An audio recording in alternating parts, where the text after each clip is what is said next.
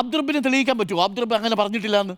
അതായത് ഓണം നേരത്തെ വന്നുവെന്നും ഈ കോപ്പി കൊടുത്ത് പഠിപ്പിക്കേണ്ടി വരുമെന്നും അബ്ദുറബ് പറഞ്ഞിട്ടില്ല എന്ന് അബ്ദുറബിന് പറയാൻ പറ്റുമോ?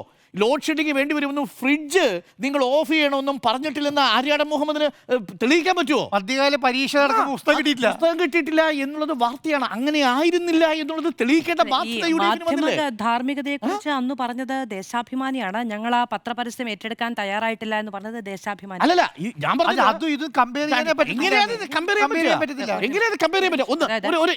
ഞാൻ അതിലേക്ക് വരാം. ഞാൻ ബാധു പറഞ്ഞ എനിക്ക് മറുപടിയുണ്ട്. ആ കണക്കും കൂടി ഞാൻ പറയാം. അപ്പോൾ വിവാദങ്ങൾ ഓരോന്നായിട്ട് ഉണ്ടാക്കുക, ഇതൊരു PRD ഉദ്യോഗസ്ഥന്മാരെ ഭീഷണിപ്പെടുത്തുക എന്നുള്ളതാണ്. സർ, ഉമ്മൻചാണ്ടി സർക്കാരിൻ്റെ കാലത്ത് ചെയ്യാതിരുന്നതിന് ഇപ്പോഴത്തെ PRD ഉദ്യോഗസ്ഥരെ പഠിച്ചിട്ട് കാര്യമില്ല.